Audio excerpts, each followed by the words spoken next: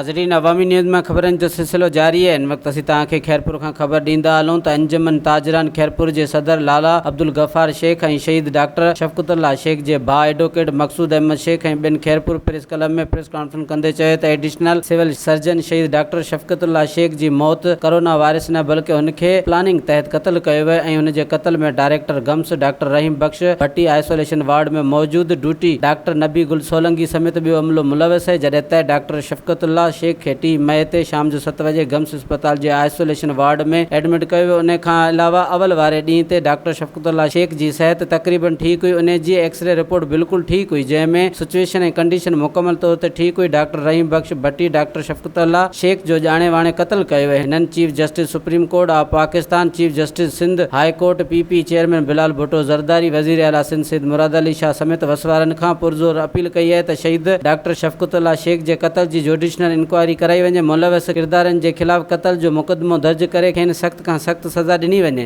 वधीक ख़बरनि ऐं तफ़सील जे लाइ विज़िट कयो असांजी वेबसाइट awamiNewsHD.com ऐं ॾिसंदा रहो अवामी न्यूज़ HD।